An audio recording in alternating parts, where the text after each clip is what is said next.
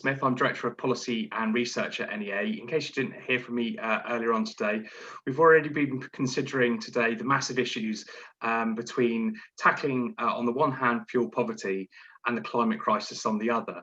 It's generally recognised within practitioners and the academic community and in government that one of the key ways in which we can draw together the synergies between tackling fuel poverty and tackling the climate emergency is through energy efficiency. So it was with great pleasure we saw that the Chancellor announced the Green Home Grant earlier on in the summer. And the policy development for that programme has been feverish within the department that's responsible, which is the Department for Business, Energy and Industrial Strategy. I'm delighted today to be able to welcome them to run this Q&A session with you. So far, we've got about 250 delegates on the call. You won't be able to see each other, and we can't see you. But through the Q&A function at the bottom of your screen, you are able to ask us questions as we go through, and my colleague's going to be summarising those and feeding them into the discussion, so we'll get through as many questions as possible. In order to do that, we're joined by Tom Colucci Davies from Davies, one of the main policy leads for the department involved in the Green Home Grant, an excellent person to take us through some of the detail associated with the Green Home Grant.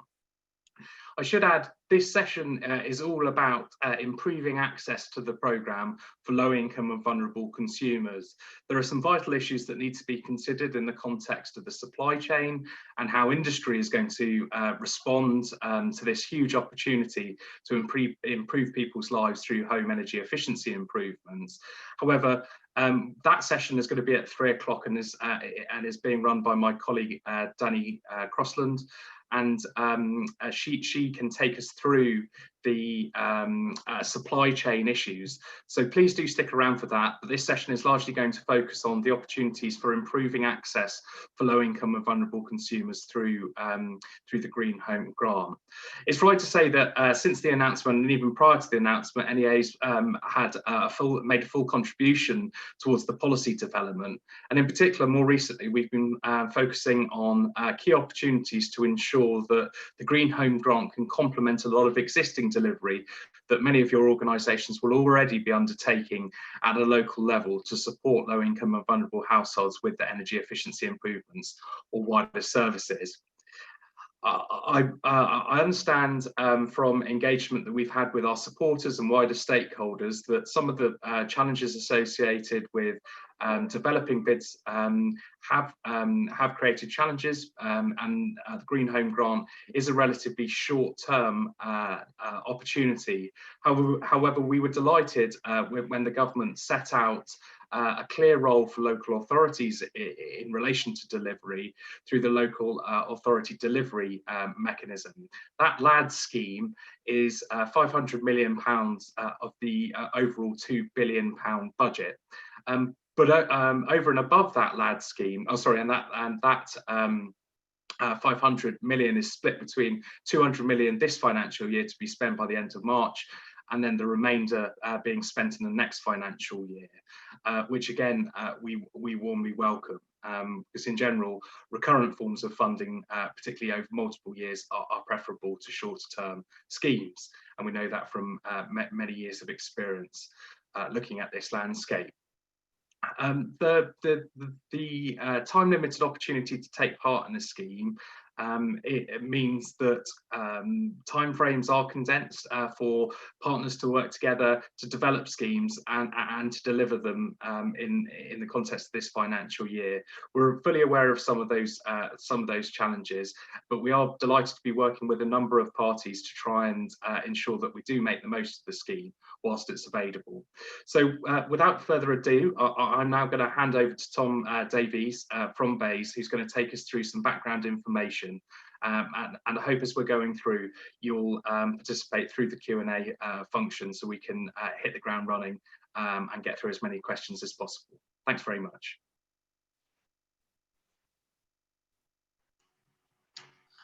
Thanks. Hopefully you can hear me and see the slides that I'm sharing now. So I'll just run through a few slides, and some of these I might turn back to you in the Q&A session, where some of the details might not be new to some of you, but might be new to others. Okay, so just in terms of background, so on the 8th of July, as part of the summer economic statement, the Chancellor announced the 2 billion Green Homes Grant Scheme.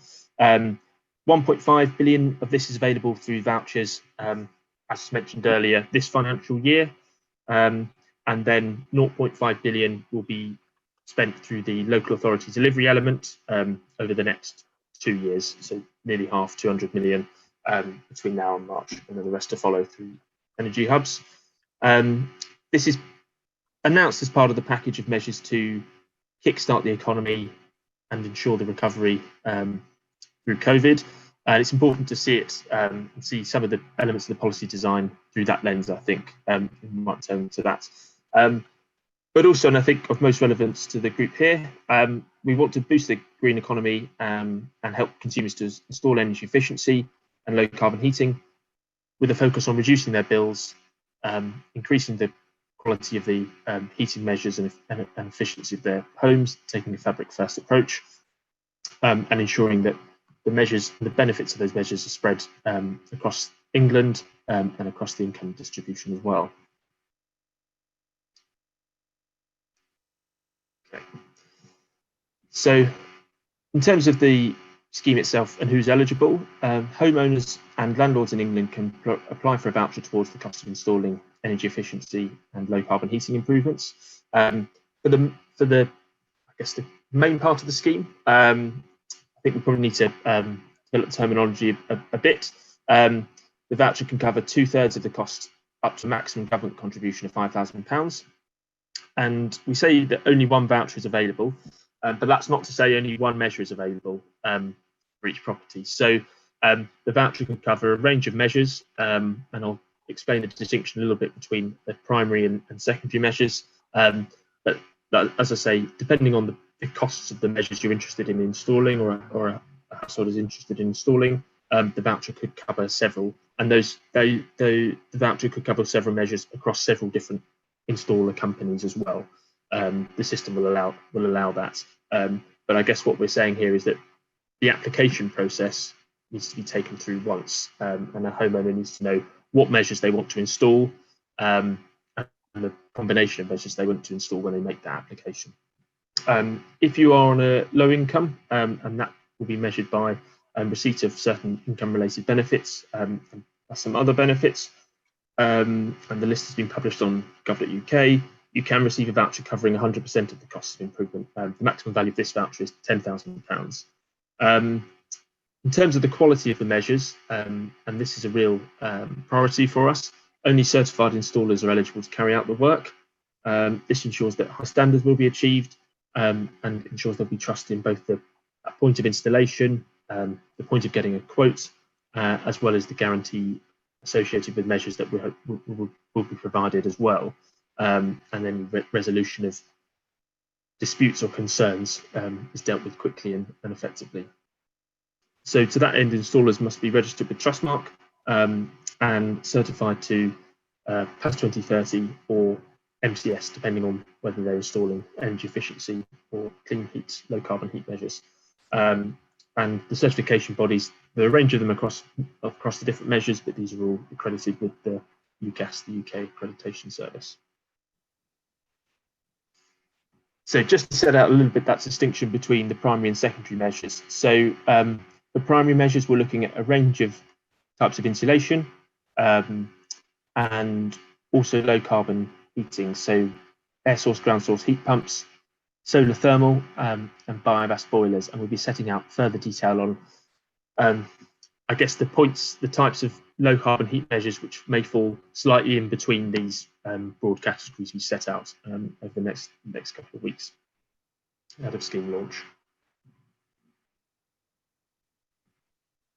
If customers install a primary measure, they can also use the voucher to help cover the cost of secondary measures, although the level of support that can be received for secondary measures is capped at the level of support for primary measures. So broadly, that means that only half of the value of the voucher can be spent on secondary measures, and it's if you're using the full benefit of the voucher, £5,000, then half could be spent on secondary measures if the other half is being spent on eligible primary measures. So within this, we're looking at upgrading to windows and doors, draft proofing, and then that includes double and triple glazing where it's additional, so not where it's replacing existing double glazing. And similarly for doors, we're looking at cases where you're upgrading to an energy efficient door. The detail we set at the moment is based on regulations around doors, and so the sort of guide being that if the door was installed before 2002, then it's likely to be eligible, but we'll be setting out further detail on that sort of eligibility and the regulations around that shortly. And we also cover a range of smart heating controls, so it could be intelligent radiator valves, delayed start, and hot water tank insulation in secondary measures there as well. And more guidance has been published following the initial announcement on the types of supporting works that are included and those that are excluded in installing these energy efficiency and low carbon heating measures as well, with more to follow. Okay. In terms of just to say a little bit about items that aren't going to be covered and into some of the guidance we've set out so far. So if you're insulating either a conservatory or an extension or an outbuilding, outbuildings won't be covered, and conservatories or extensions won't be covered if they don't have fixed heating, and we won't be covering new extensions or conversions that are yet to be built or in progress. We also won't be covering installation of solar PV and storage through the voucher scheme. There's the potential for solar PV that this could be covered and included as part of bids for the local authority delivery element, but it's not covered within the voucher scheme. And in terms of which types of properties, it's eligible for residential properties, but not those that are new builds and not have previously not been occupied. So in terms of eligibility, this scheme is eligible for properties in England only, and to apply for the scheme you must either own your own home, but this can include park homes, shared ownership and leasehold, or be a private or socially rented sector landlord. But for landlords, those are not eligible for the low income portion of the scheme. That's only open for owner occupiers on the list of benefits that's been published. For the low income scheme, we've published details of the range of advice and reproduced them here. So these are benefits where if one member of the household is in receipt of one of these benefits, then the house can be considered eligible for the low carbon element of the scheme. We're happy to return to this for questions. And in terms of the benefits we're hoping will accrue as a result of the Green Homes Grant Voucher Scheme, we're seeing that from our analysis, the average household will benefit from an average of approximately £300 a year in bill savings across the sort of typical package of measures for a typical household. But for those with poor existing insulation, living off the gas grid, with larger households, then these savings could be considerably more. But it's also worth saying a bit more about the timeline for this scheme as well. So I think one of the questions that, and perhaps issues that was flagged at the start, was around the time limited nature. So the funding as it stands is for this financial year, works up to 31st of March 2021, with the hope that this will support and create thousands of jobs in the low carbon heating and energy efficiency industries very quickly. We've also announced a training package to support upskilling and a training competition that we'll be publishing in the coming week, and anticipating bids for that to upskill and offer training opportunities. But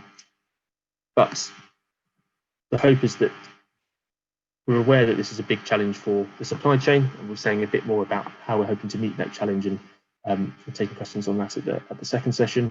But I think the challenge for us as a department is that if we can make a success of this scheme in the challenging time period set to us, then that will help open the door for maybe a continuation or some further support for policies that are supporting decarbonisation in the home. We're hoping, and our ambition is that between now and March, there will be further strong signals given to the supply chain and the industry of the direction and the speed of the direction that we're moving into decarbonisation of housing, and the source of support through this scheme and through other policy initiatives we're hoping to announce further details on. But we're aware of the stark challenge, both of the time period, but also the time of year, and are hoping to engage and enable the supply chain to meet that challenge as well. So currently you can check your eligibility on the Simple Energy Advice website. This allows you to enter in details of the energy performance certificate if there is one associated with your building, takes some other details, whether or not they can draw on the EPC, and then allows you to design a package of measures, gives an estimation of costs, and allows you to choose from certified installers to start to arrange quotes. We're adding more and more installers to this every day, and continuing to add functionality to this website. But for now, we see this as the key portal for a lot of consumers and vulnerable households to sort of take through and see what measures might benefit them in terms of the bill savings and opportunities to improve the energy efficiency of their homes. So I'll just say a little bit about the customer journey. So I think this is one where there's this might bring questions particularly around supporting vulnerable households and those in low income. So a typical view of this at the moment would be that households, as they become aware of the Green Homes Grant Scheme, looks at the Simple Energy Advice website to see what their eligibility might be and what measures might be suitable for them. Through that, they're able to arrange quotes with one or more installers, depending on the package of measures they're interested in. Once the installer has provided a quote and the system opens for applications at the end of this month, then the voucher will be issued and they can arrange for work to be carried out. Once the consumer is happy that the work is being carried out to their satisfaction, and the installer is finished, that will be checked, and only when that's confirmed will the installer be compensated either for the full cost if it's on the low income element of the scheme, or 2/3 of the cost if it's through that route. And once that's confirmed, then the government will reimburse the installer for that portion of the costs as well. In terms of protecting consumers, we're really interested. This is a priority for us, and one that we're putting a lot of effort into ensuring that, trying to reduce the risk of price inflation by providing guidance for consumers around the sorts of prices they should expect, encouraging them to get several quotes, and we will be reviewing all applications to ensure that prices look fair and acceptable to protect consumers from being ripped off. We'll also be checking both the quality, completion of the works, and this will be a sort of risk-based approach where those measures and those applications which we deem at most risk in terms of the quality of the measures installed will be checked with higher frequency. So for some measures that might mean all of them are checked, and for others it might mean a proportion of them are checked to ensure the work has been completed and that it's been completed to the right standard. And so but we're interested to hear, interested to take questions and concerns. I'll try to answer all that I can, but there may be some that I sort of take away and come back to you. Hopefully there'll be some that we haven't thought of and had before as well. Thanks. Many thanks, Tom. That was a very clear description of what is quite a complicated picture in terms of an administrative process. And I hope participants and attendees have gained a deeper appreciation of the scheme and how it will operate. What we suggest we'll do now is take some quick fire questions. But I was asked one question which I should have referenced right at the start, which is, are the presentations going to be shared? And our intention is yes, we will be able to share this presentation. So if you've been scribbling down furiously or taking photos on your phone of the presentation, then we should be sending those presentations around to everybody. So Tom, if I can ask you some short fire questions. If you don't know the answers, please don't worry. There's always the option to come back to us at a later date to provide us with some clarity. But can I ask the first question? Does the 5K voucher or the 10K voucher, I guess as well, include or exclude VAT? Yes. Sorry. So that voucher will be including VAT. So it's a so for example, if the cost of measures including VAT was £7,500, then the government contribution would be £5,000 to that. So yeah, it's including VAT. So it's the same as the private rented sector cap, where that's included, which obviously reduces some of the headroom, I guess, for financing the energy efficiency measures. But I'm aware of the complexity around doing something else. Will residents without internet access be able to phone to make a voucher application? If so, to whom? Yes. So in terms of the setting up of a grant administrator that's partnering with Davies to deliver the scheme, one of the requirements for that was that there will be a route for customers who aren't able to access either the Simple Energy Advice website or portal to make applications. So there will be offline routes available. That could be in the form of, that will be in the form of a sort of assisted route on the telephone, where the customer can be taken through the application. But there won't also be alternatives for making applications offline as well. But certainly there'll be at least one route, not through the sort of digital route for customers. Appreciate you might not be able to share the provider at the moment. Presumably, is that going through procurement, or is that going to be done centrally? So yes, so I think we published the sort of invitation to tender a few weeks ago. There were a number of sort of bids received, and we're hoping to announce our partner in the sort of coming days. Yeah, that should be very shortly. Thanks for that. And it's absolutely critical that outside of those lagged areas, that low-income consumers and those that are digitally excluded have a route to be able to access the vital support. So really important clarification there. Thank you. Will there be any consequentials for Wales and Northern Ireland? It's possibly not a question that you can answer and above all of our pay grades, but there was a debate when the announcement was made about whether or not similar schemes are going to be made available, particularly in Wales. Is that something that is still being discussed, or it might be likely? Yes, I think it's one where our current position is that this is devolved, but that the normal budgetary allocations would flow through Barnet consequentials. It gets a little bit more complicated with that, because this can depend on the levels of spending across government in devolved administrations in terms of how those funds flow through. But we'll be able to set out a bit more detail on what we expect for that very shortly. Yeah.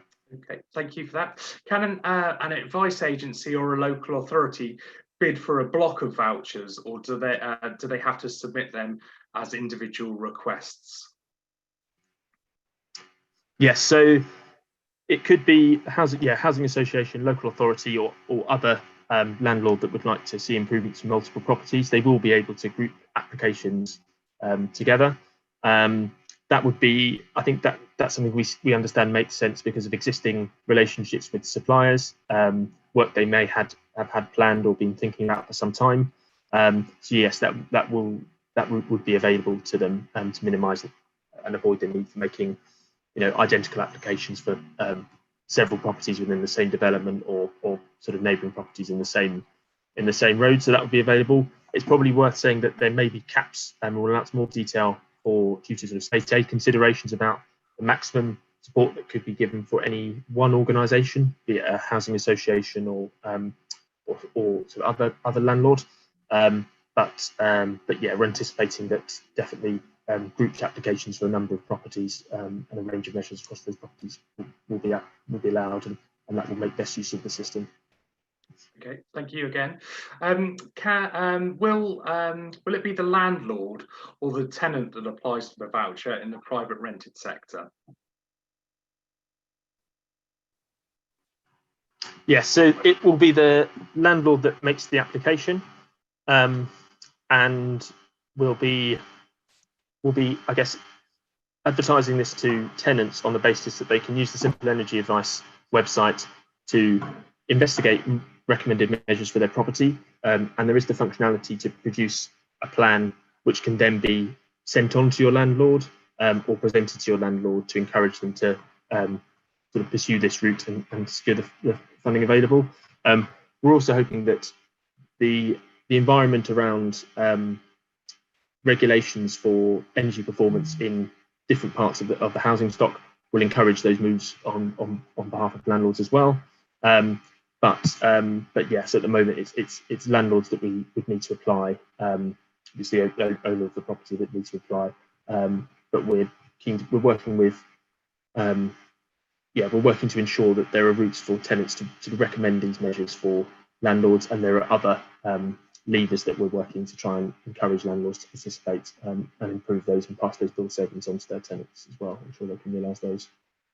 And will landlords who are the leaseholder be required to get the freeholders' permission before the works commence for every type of energy efficiency measures, or are they based on whether or not they're inside the leasehold or not?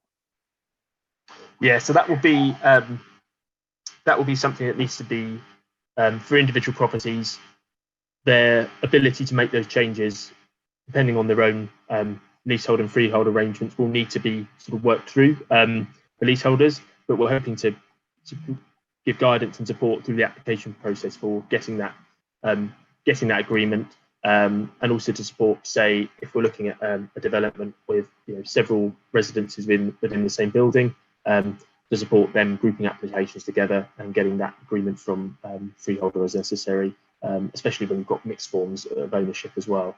But yes, those things, we're aware of the challenges that presents to navigate, and we're hoping to through the scheme find a way through those, and we'll provide further guidance of those in the next week or so.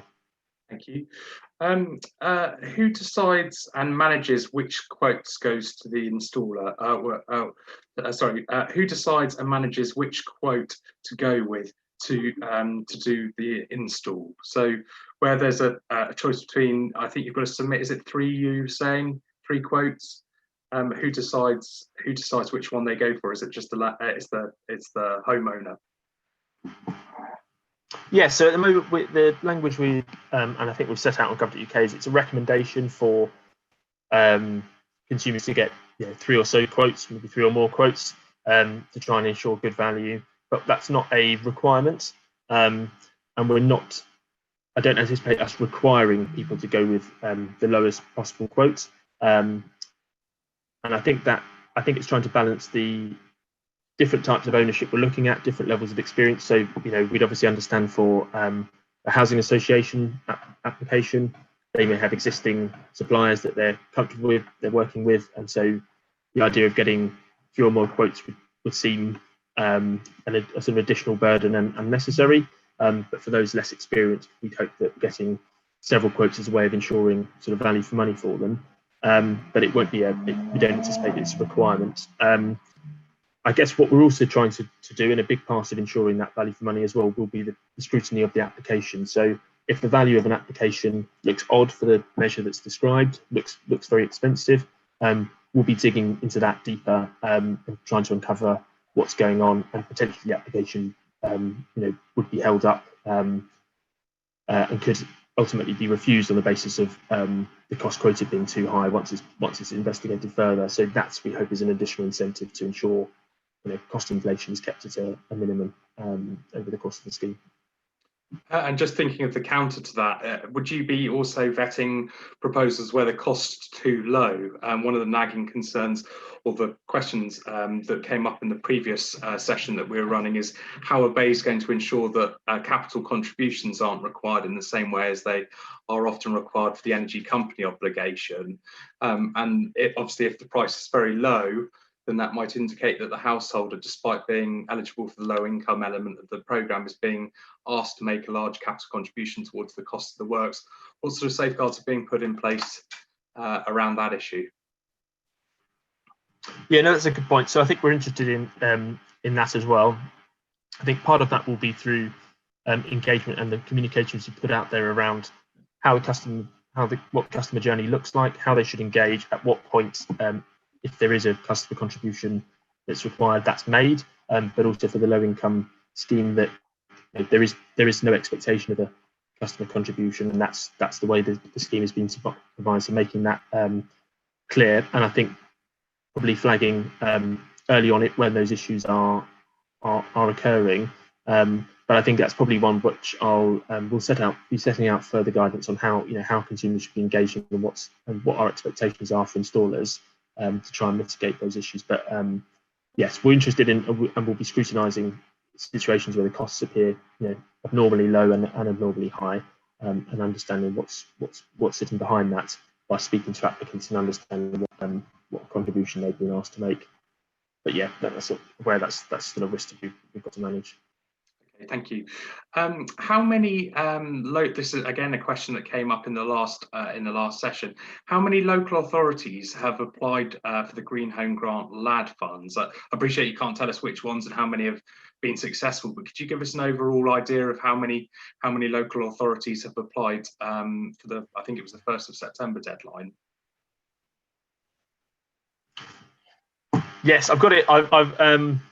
That's one I can just grab from an email and certainly get back afterwards. Okay. But it's quite a lot. Yes, more than 100, I think. Encouraging. That's very encouraging. Do customers have to use the same installer for all measures?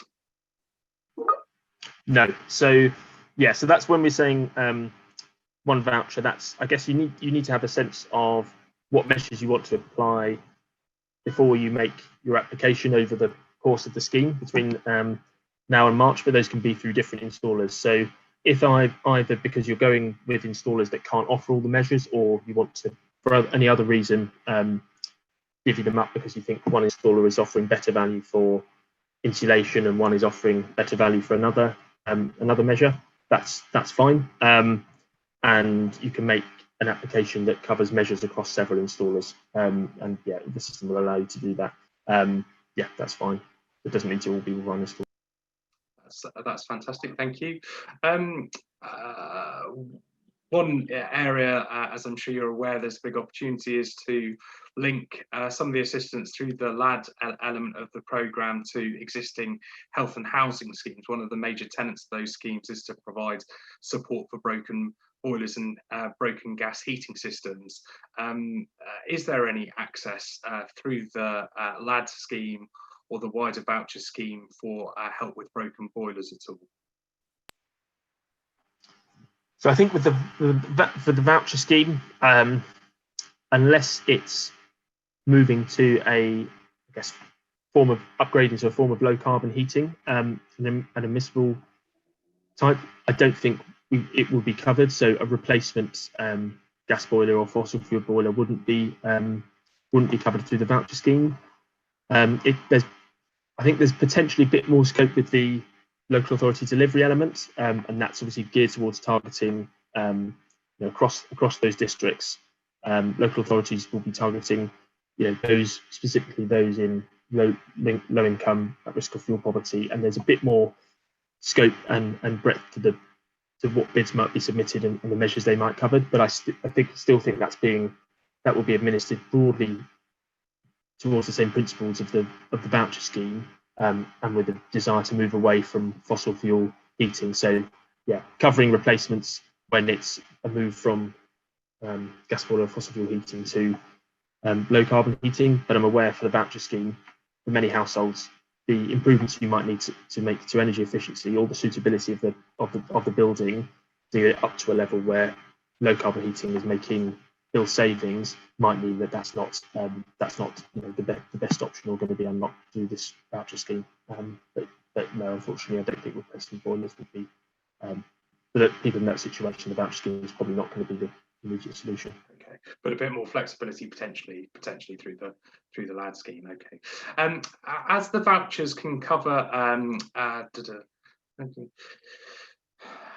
it says, as the vouchers can cover energy advice surveys, can this be done by a third party, i.e. not a contractor, paid for by a voucher in advance of the primary measure being installed? I wasn't aware that the vouchers can cover some of the energy advice and survey costs, but does that question make sense to you, Tom? Yeah, so we set out some guidance at the end of August on the sorts of supporting works that can be included in the and covered by the voucher and those that aren't.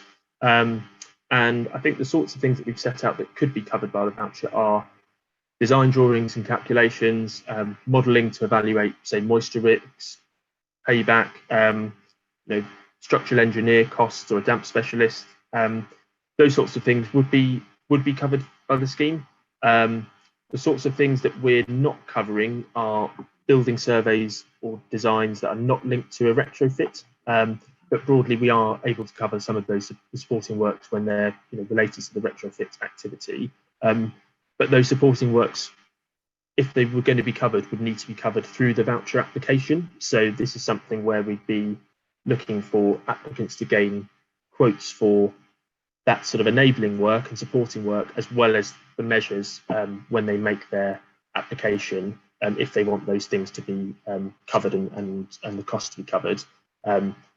If a survey was to be, if that advice was to be sought before or separate to the application or not contained within it, then the cost wouldn't be met through the scheme. But yeah, we're hoping that some of those services and benefits can be covered when they're included in the application. Okay, thank you for that. The Simple Energy Advice website says that 3 quotes aren't required for social landlords or local authorities that own their own stock. Please, could you confirm if this is the case? Because obviously obtaining 3 quotes for from 3 different organisations may prove difficult given public procurement rules. Yes, so I think I've made a sort of skirting reference to that being a sort of recommendation, and it's more targeted towards those individual households where maybe they haven't got those existing relationships. But yes, for various types of ownership where situations where it's not going to be sensible or appropriate to get 3 quotes because of those existing relationships, it won't be a requirement. So we can confirm that. I've got a question here saying the scheme is very welcome initiative, potentially with long-term value for informing future design of schemes. Is there a plan to publish a post-implementation evaluation to share lessons learned? Yes, so I think we've got things are in train for the evaluation of the policy. So that's partly because there are obligations we have across our policy areas to understand the impact, take into account those lessons learnt. But definitely this policy is within that category, and there is a formal evaluation that will be undertaken, and the results of that will be published as well. Okay, thank you. What do you do in the situation where the EPC says presumed insulation, but there is none? Can you override the EPC? Yes. So in terms when there's either where it could be an EPC where the information is making an assumption or where it's out of date, the Simple Energy Advice website should be able to tell you what it's assuming about your property when it's gearing and ordering recommendations for you, and that will indicate which measures might be able to offer certain bill savings and may offer the best value for money or the lowest payback period. But you would be able to also select and view available installers for other measures where the EPC is out of date or is assuming a property, an aspect of your property which isn't the case. But yes, aware of the concern that in a number of cases the information being slightly out of date or incorrect could close off potential options which would offer a route to bill savings for consumers. So we'll be making clear that across the sort of recommended options there will also be others detailed, and we'll set out the circumstances when and where those might be appropriate and what the indicative costs are. But as well as getting the EPC, a number of questions are on the Simple Energy Advice website to check some of those assumptions and gather additional detail about, say, the type of installation you've got in your property as well. I've got a question on standards. Beyond the safeguards for the accreditation of installers and products, what is the ongoing requirement for warranties and guaranteeing ongoing quality of installations? Yes, so at the moment we've published a requirement that guarantees will be required for major measures, but yeah, we will be setting out further detail on exactly the sorts of guarantees we'll be expecting for the different types of measures, and as well as guarantees, there will be a process for sort of resolving and escalating disputes and complaints if and as they arise. But yeah, we'll provide that clarity about guarantees and where they'll be relevant and required in the near future, because we're aware we need to provide a bit more information there. But the expectation is, yeah, guarantees will be there for major measures. Okay, well that's again hugely welcome, particularly given that we're dealing with low-income and vulnerable households. Will every install be inspected upon completion prior to approving payments? If so, by whom, and who will manage it? I'm aware, just to give some context to the question, in some of the schemes that operate, particularly in Scotland, there's quite a rigorous process of signing off works, which has to be done independent of the contractor that installed the work to get approval for the release of the funding. Is that something that the UK government are looking at in this case?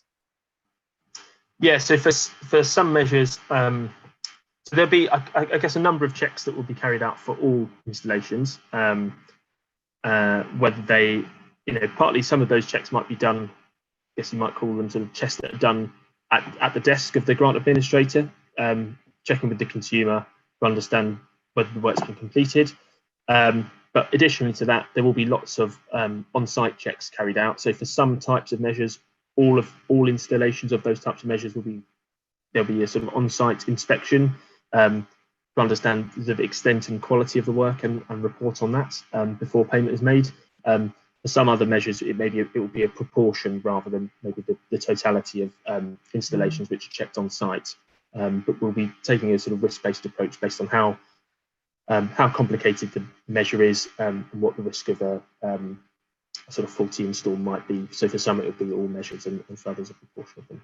Yeah, so definitely the sort of at-desk checks, and then a number and range of on-site checks as well. Okay, thank you. Are the vouchers paid to the applicant, or do they go directly to the installer or contractor?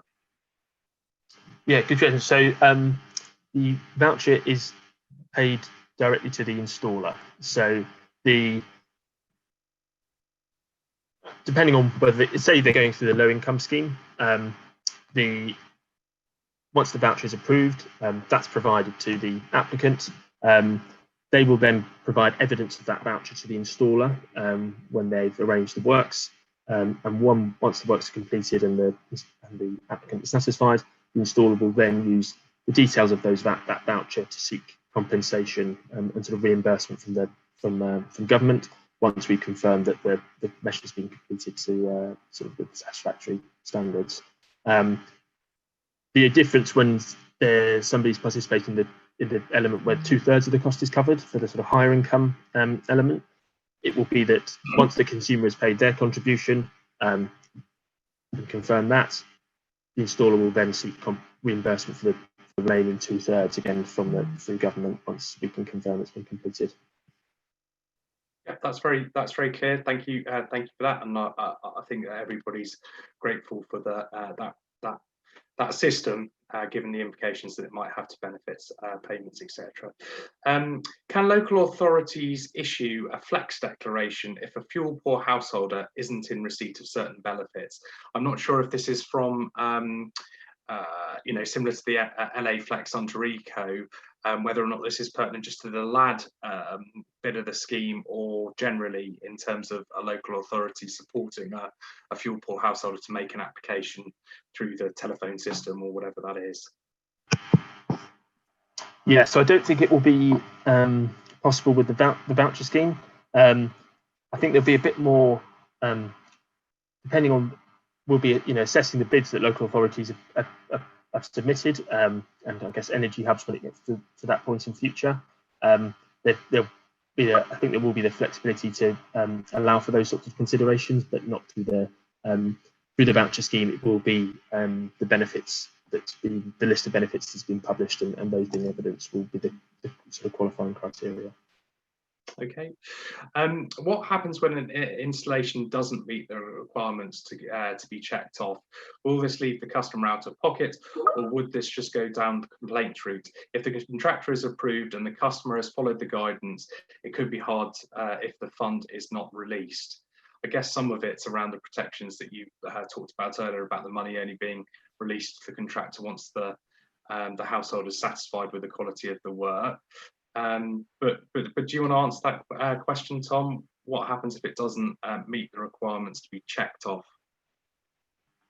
Yeah, so I think if, say for example, the installation has happened and the consumer, because of understandable maybe lack of having the same information as an inspector might have as to whether the installation has been carried out effectively, they might think that it's been done satisfactorily. They might signal that to the government, and so then if we then went to check and inspect the installation and found that it was faulty, we'd be then flagging that to the consumer and asking for that to be put right before any payment flowed through to the remaining payment, or the total payment flowed through to the installer. In that case, if it was, depending on when it's discovered, if, for example, there was a situation whereby the consumer was happy in the short term, either there wasn't an on-site inspection, or the on-site inspection didn't flag anything, and then a period later, a short period later, an issue is flagged. Hopefully with the guarantee that's provided, that would make a requirement on the installer to go in and put the work right, or offer some form of compensation or partial refund for the work. And there would also be a dispute resolution process to pursue, depending if that didn't lead to satisfactory outcome for consumers. I think one of the hopeful mitigations in general is that we're only allowing companies into the scheme that have been certified to the right standards, are Trustmark registered, and therefore they need to have a sort of financial history, an operating background that means they're sort of well established, and they're not just moving in, being set up and moving in to deliver measures under the scheme because they see it as a sort of lucrative opportunity, and then sort of disappearing and not allowing customers recourse. We hope that that's going to be built into the setup and requirements we're bidding for companies to participate. Can I ask a question about how you're tracking the jobs creation opportunities created by the scheme? Is there any requirement for the approved contractors and installers to demonstrate that they're taking on additional employees during this time? Or how's that going to be monitored? I think it was from the outset hoped that over 100,000, this new policy might support over 100,000 new employees in the energy efficiency sector. Yes, I think initially we'd set out an estimate across the schemes of supporting 100,000 jobs. We've sort of revised that, and I think we're publishing maybe the expectation is sort of slightly lower, but still in that sort of region, and that's been estimated based on the sort of demand for labour associated with the sort of level of rollout we're seeing. We'll be, I think, getting data on the level of employment supported through a number of channels, one of which is a survey industry, which we've sent out and will be sort of repeating at intervals to understand what their employment. Sorry, sirens in the background probably. So that will sort of give us, I think, good information and quite a richer picture, but not a complete view about what's happening in the supply chain and levels of recruitment, training, and retention, and their plans there. Through the supply chain competition we're launching, we'll be assessing bids for that precisely on the evidence and information provided by bidders on the number of jobs that they'll be supporting through their bids and the training packages they're putting together. But I think a good measure is also going to be the number of measures installed. If we know that, if we've got a sense and we've got a methodology in the department which we apply for policy appraisal around the relationship between energy efficiency and low carbon heating measures and the level of jobs supported, and an evidence base for that. If we know how many measures are coming through, the types of measures, where they are in the country, and the value of them, we'll be able to build that. Will provide strong evidence to inform our assessment of the level and distribution of jobs that are being supported as well. Fantastic, thank you very much for that. Is March 2021 the cutoff for for applications, new voucher applications, or is it for the works to have been completed? I think there's always a concern when work's completed over a short time frame, but particularly over winter, that some of the nature of delivery, from no want of anybody's determination to get it done, has to be delayed. That's obviously particularly acute this time around with potential for regional lockdowns and things like that. So could you provide any clarity in relation to whether or not at the end of March 2021 is the cut-off for applications, or for the works to be completely completed? Yes, it's the cut-off for works to be completed, and I think the language we put on gov.uk is it's the cut-off for works to be completed and for the voucher to be redeemed. So yes, so aware of the sort of short timescales there, but that's the sort of current position that we've set out at the moment. So it's not the applications will be need to made and slightly before that sort of closing date of the 31st of March to enable them to be completed and redeemed in time for that. Is there any risk in that case that the voucher might not be claimed, but the cost, the work has been installed, and therefore the household, particularly low-income households through the low-income elements of the scheme, might be liable for the remaining costs to be settled because the contractor can't get the money back from central government? Is a government aware of that concern?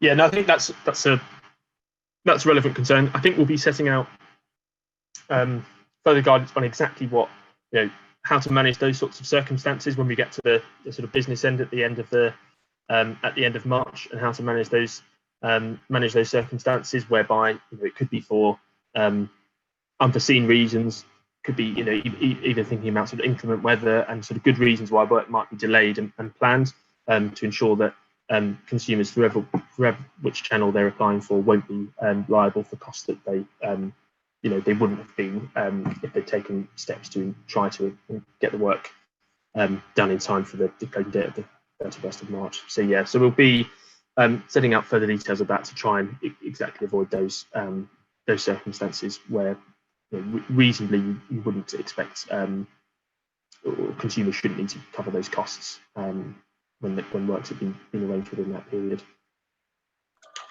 Okay, Tom. Well, we're going to start to wrap things up now.